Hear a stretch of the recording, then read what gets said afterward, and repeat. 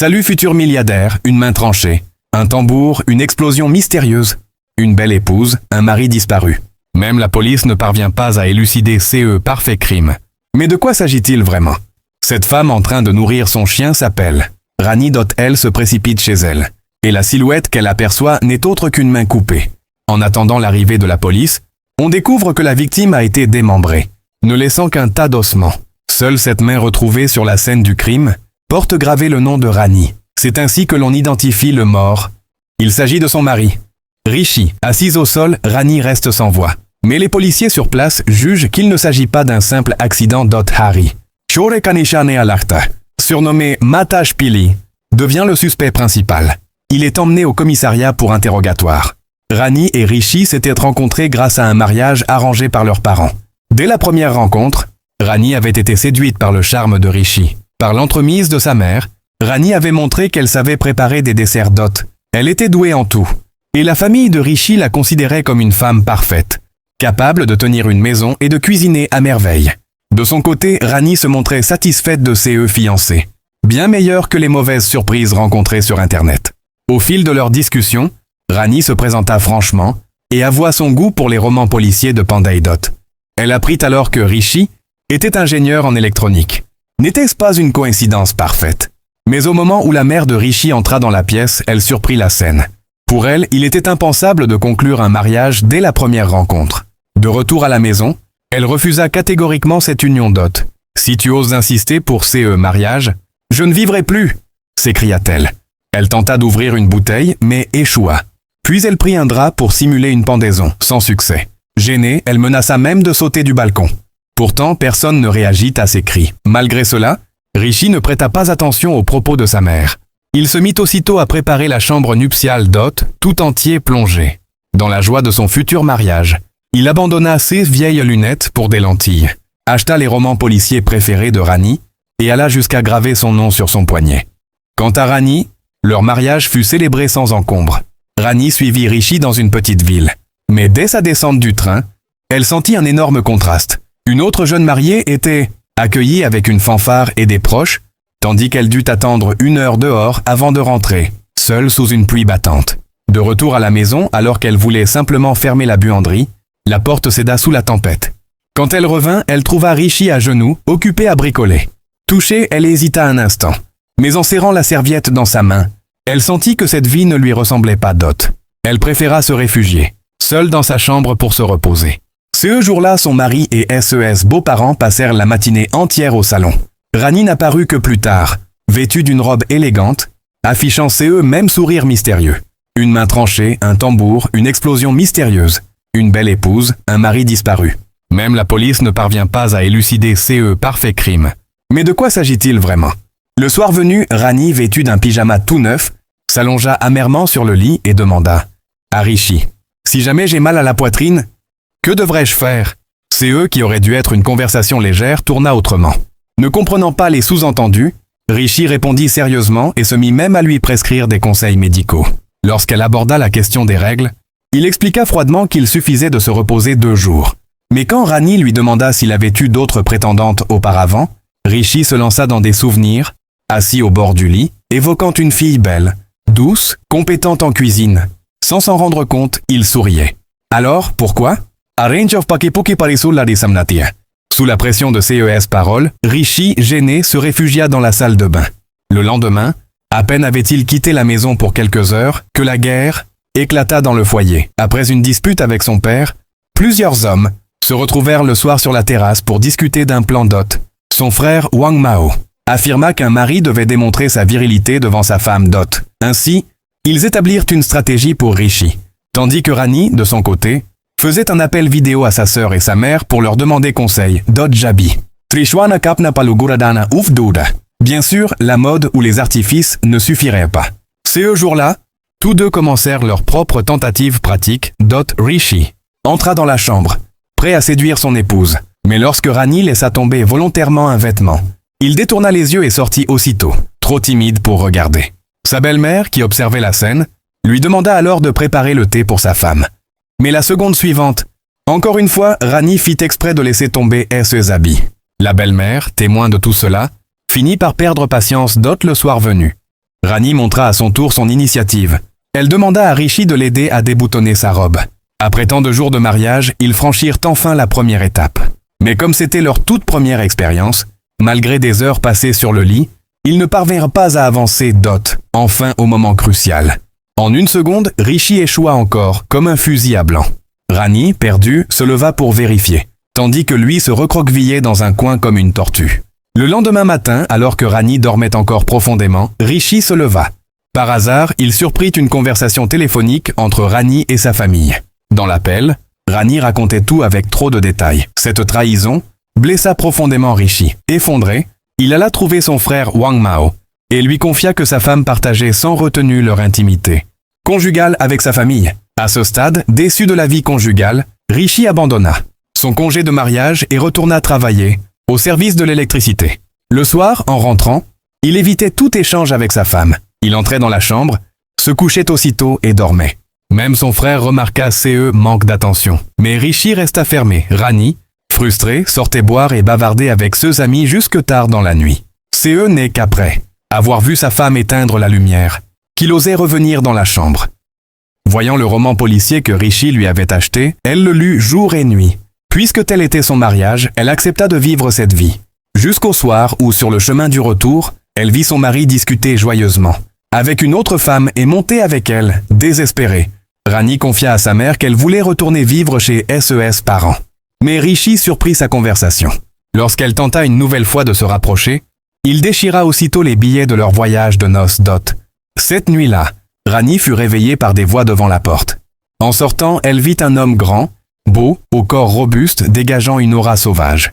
N'était-ce pas exactement l'homme idéal qu'elle avait toujours rêvé d'épouser? Il s'agissait de Neil, le cousin de Rishi. Ce soir-là, après une simple rencontre, Rani sentit germer en elle une attirance. Le lendemain, discutant avec lui sur le balcon, elle retrouva le sourire. En prenant un selfie, son visage apparut près de celui du cousin, charmant et séduisant. Dès lors, elle commença à le suivre discrètement. Elle le regardait s'entraîner, leurs regards se croisaient, des étincelles naissaient peu à peu. Mais en rentrant dans sa chambre, elle trouva Rishi, debout, le visage fermé. Il crut naïvement que sa femme faisait tous ses efforts pour lui plaire. Il lui enseigna avec patience comment préparer le thé, pensant que tout cela était pour lui. Un soir, en rentrant, il vit Rani en train d'apprendre la cuisine, entouré de lui et de Neil. Tous deux souriaient, mais les yeux de Rani ne quittaient jamais Neil. Même quand elle faillit tomber à l'eau, fut Neil qui, grâce à sa force, la sauva dans ses bras, tandis que Rishi restait lâchement à l'écart. Entre un mari faible et un amant parfait, son cœur hésitait, jusqu'au jour où Neil prit l'initiative d'un contact physique. En quelques secondes, la raison de Rani céda. Elle succomba à la tentation. Dans la cuisine, le feu resta allumé. Mais dans la chambre, elle et Neil consommèrent leur relation. Au dîner, Neil lança une phrase en riant. Pour lui plaire, la végétarienne Rani alla acheter un gigot d'agneau. Mais sa belle-mère refusa qu'elle cuisine de la viande dans la maison. Elle lui céda alors l'ancienne cuisine abandonnée. Rani, joyeuse, se prépara à montrer ses talents culinaires. En réalité, elle ne pensait qu'à Neil. Elle se précipita dans sa chambre pour lui annoncer qu'elle voulait lui préparer un dîner d'amour. Ils prirent une photo ensemble. Mais Neil l'informa qu'il partirait la semaine suivante. Rani jura qu'elle parlerait à. Rani passa l'après-midi à cuisiner avec soin pour l'homme qu'elle aimait. Mais au moment de le servir, elle apprit que Neil s'était enfui, la laissant seule. Effondrée, trahie, elle comprit qu'elle n'était pour lui qu'un jouet. Pourtant, elle apporta le plat de viande à table. Rishi, voyant sa détresse, n'osa rien dire immediately. Pierre Panarishi resta muet, baissa la tête et avala en silence la viande préparée par sa femme.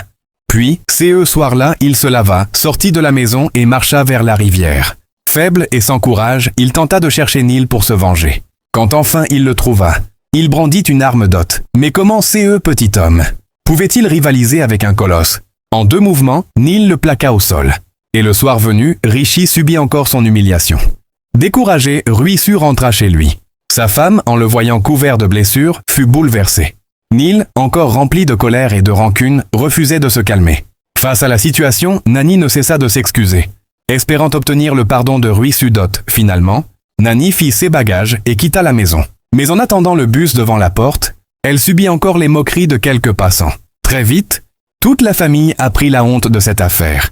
Les proches, incapables d'assumer le scandale, se turent, tandis que Ruissu, le visage fermé, portait seul le poids des rumeurs extérieures. De son côté, Ali, qui avait commis la faute, restait enfermée dans la maison, assise, incapable de lever les yeux, observant son mari humilié et seul. Elle comprit enfin que son véritable amour n'était autre que Ruoxue, la femme courageuse et loyale qui l'avait toujours protégée.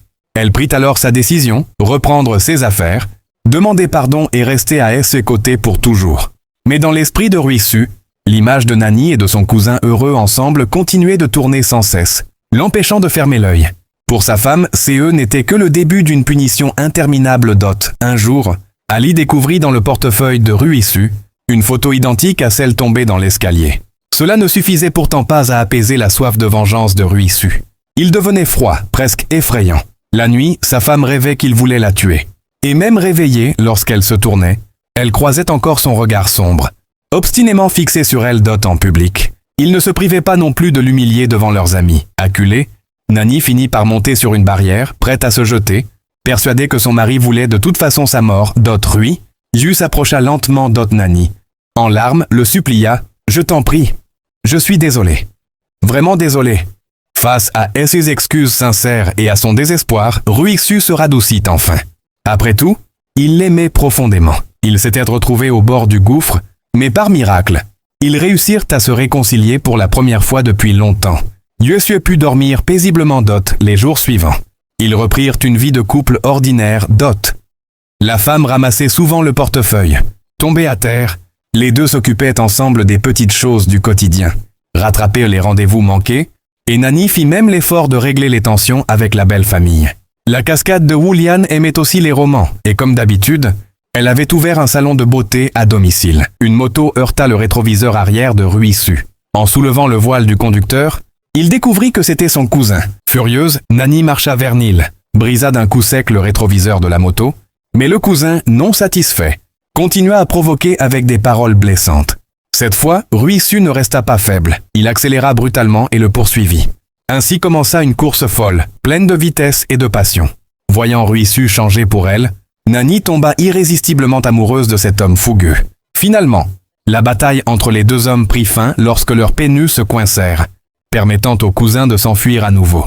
Le couple se rendit ensuite dans un atelier au bord de la route. Pendant que la femme soignait les blessures, elle n'était plus indifférente, mais pleine de tendresse, allant même jusqu'à citer des phrases romantiques tirées de romans. Mais un souvenir brutal la ramena à la réalité. Au cours de l'enquête, la police retrouva une vidéo filmée le jour de l'incident, montrant le cousin s'échappant par la rivière derrière la maison. Ainsi, les aveux de Nani ne convainquirent pas les policiers. Ils le traînèrent de même dans une cellule sombre pour l'interroger violemment. Quoi qu'il en soit, Annie n'abandonna jamais sa version. Des experts avec du matériel spécialisé furent appelés pour enregistrer les paroles de la femme. Mais avant, Nani alla aux toilettes, enleva sa chaussure, en sortit une pointe métallique cachée dans la semelle et l'enfonça discrètement. De retour sur son siège, son rythme cardiaque et sa respiration restèrent à un niveau anormalement élevé, peu importe les questions posées. Selon son récit, le jour de l'incident, SES beaux-parents étaient repartis au village. Ruissu recevait des amis à la maison et l'avait envoyé au marché acheter des légumes. C'est alors que le cousin était venu la trouver. Ruissu lui avait demandé d'aller à l'écart pour qu'il s'en occupe lui-même. En quittant la maison, elle avait croisé une petite fille qui jouait et l'avait avertie de fermer la porte, ainsi qu'un voisin à l'étage à qui elle avait dit bonjour. Quand Nani revint avec ses sachats et nourrissait des chiens errants devant la porte, une explosion se produisit derrière elle.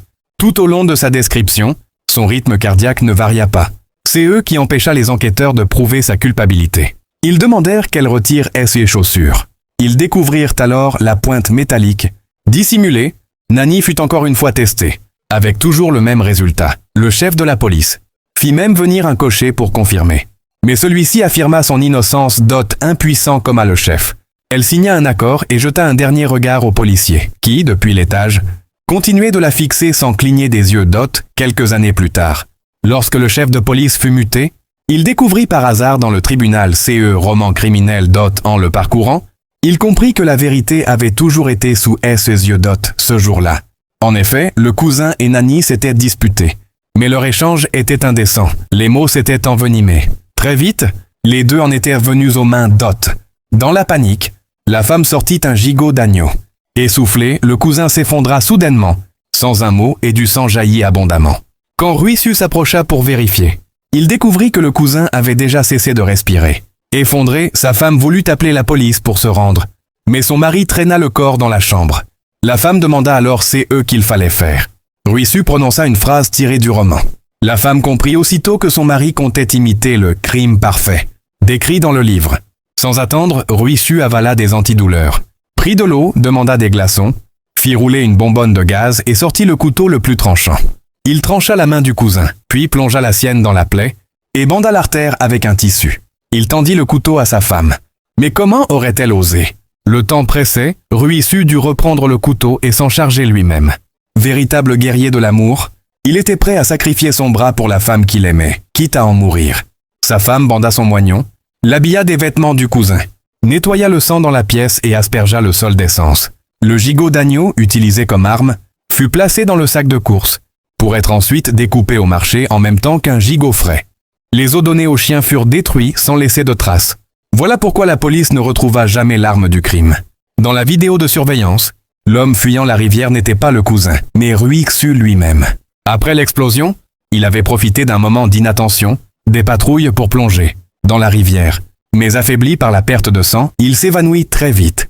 Après avoir lu le livre en entier, le chef de police comprit enfin l'énigme et sourit. Il raconta toute l'histoire à son épouse. Même dans ce monde troublé, il existe encore des hommes capables de se couper une main par amour.